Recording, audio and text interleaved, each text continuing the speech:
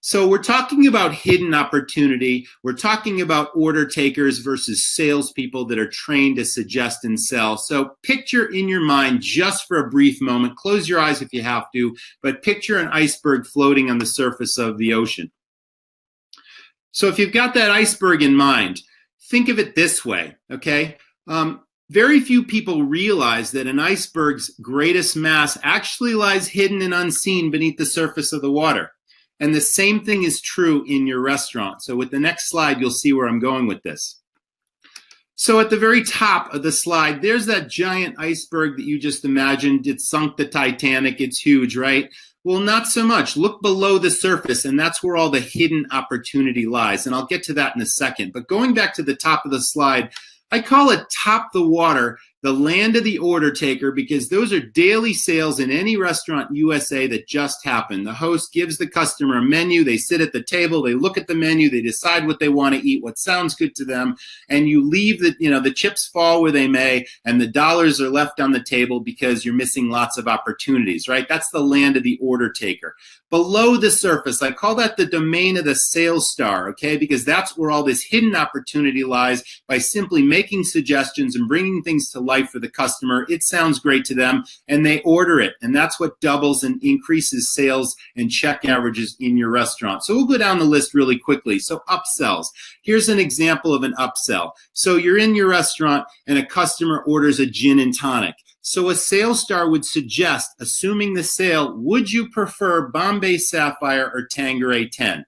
Okay, that's an example of an upsell. If you have a fast casual restaurant, it could be, upselling someone from a medium soda to a giant soda. That's just an example. Add-ons. On a menu, any restaurant worth its salt has lots of add-ons throughout the menu where you can add a chicken, shrimp, or scallop to a Caesar salad. Maybe it's sauteed mushrooms and onions to a burger.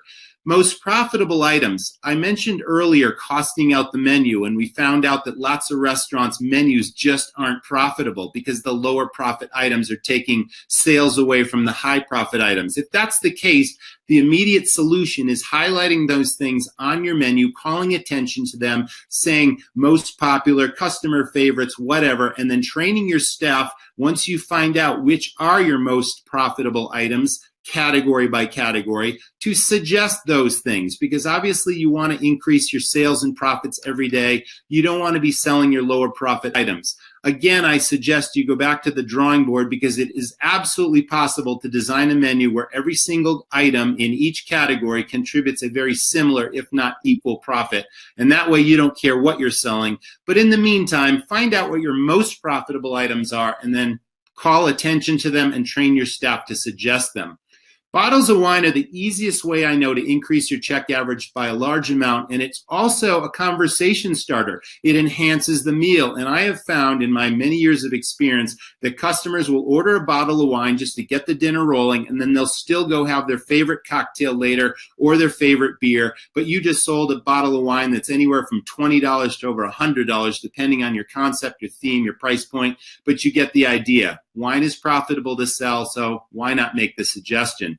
Desserts go without saying, but coffee drinks. Lots of people order coffee at the end of a meal. But when was the last time you were dining out in a restaurant and the service suggested, would you prefer Kahlua or Bailey's, or maybe Jameson's in the coffee with a dollop of whipped cream, maybe some chocolate shavings? It's the perfect end to your meal.